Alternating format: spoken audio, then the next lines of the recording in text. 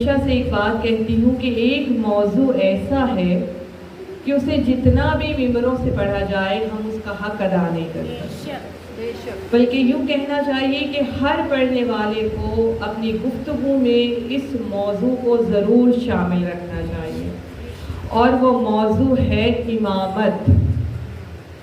کیونکہ مسلمان ہے، کلمہ پڑھتا ہے، توحید کا اقرار کرتا ہے، اللہ سے لگاؤ رکھتا ہے، محمد مصطفیٰ صلی اللہ علیہ وآلہ وسلم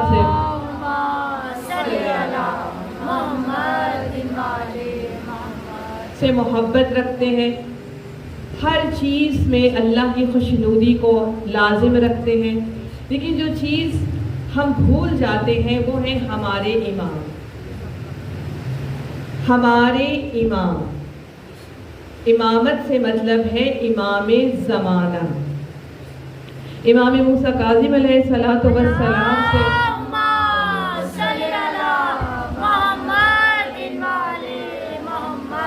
کسی نے پوچھا کہ مولا دن کا بہترین ذکر کیا ہے؟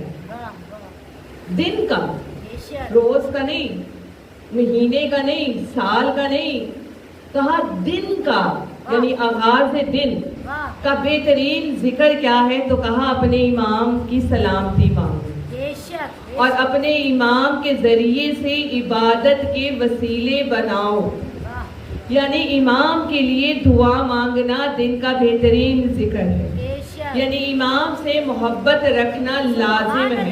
یہ ایک معصوم دوسرے معصوم کے لیے کہہ رہا ہے، یعنی وقت کا امام کتنا زیادہ ضروری ہوتا ہے اور اس کی محبت کتنی لازم ہوتی ہے، اور ہماری معرفت کیا ہے۔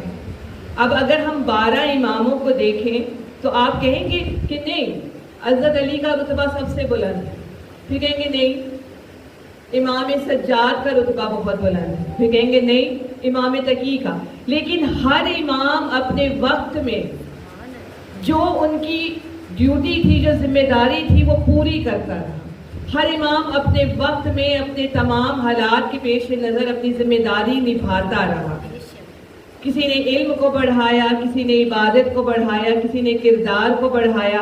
ہمارے امام ہمارے منتظر، لیکن پردہ غیبت میں بیٹھ کے وہ اپنی ذمہ داری پوری کر رہے ہیں۔ سب کہتے ہیں مولا حسین سب سے زیادہ مظلوم ہے، لیکن ان کے پاس 72 تھے۔ مظلوم کون ہوا؟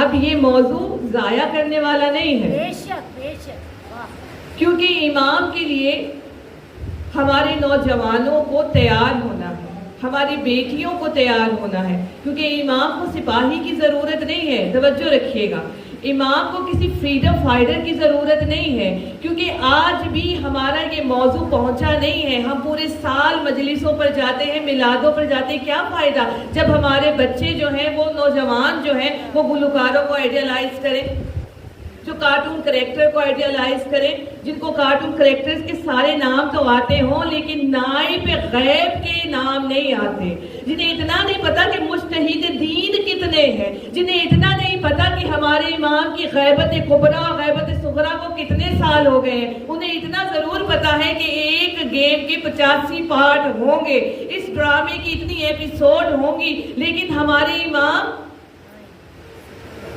کتنے شیعہ ہیں، کتنے جلوس تھا مینار پاکستان میں۔ میری مولا نے کیا کہا؟ مجھے صاحب کردار چاہیے، مجھے میسم تمار چاہیے، مجھے حبیب ابن مظاہر چاہیے، مجھے ایسے صحابی چاہیے جو صاحب کردار ہو۔ صاحب کردار کیا ہوتا ہے؟ جو اپنی سوچ میں، فکر میں، جو اپنے ہر عمل میں ماہر ہو، جو ممبر پہ بیٹھے تو بہترین خطیب، جو میدان میں آئے تو بہترین سپاہی۔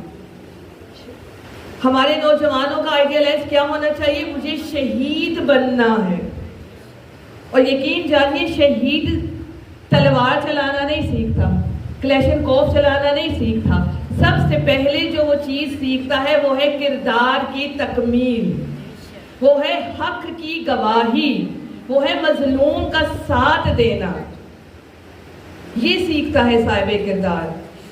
آج ہمارے نوجوانوں میں صاحب کردار ہونے کی کمی ہے. معذرت کے ساتھ خدا نے کہا ہے کہ میرے حبیب کا اخلاق سب سے بلند ہے. تو صاحب کردار ہونے کے لیے آپ کو بہترین لباس پہننے کی ضرورت نہیں ہے, انگلش بولنا ضروری نہیں ہے. صاحب کردار ہونے کے لیے آپ کا صاحب اخلاق ہونا ضروری ہے, کیونکہ اہل بیت ہمیشہ پڑھتی ہوں, 1000 دفعہ پڑھا ہے کہ اہل بیت نے اپنے کردار سے توحید کو منوایا ہے.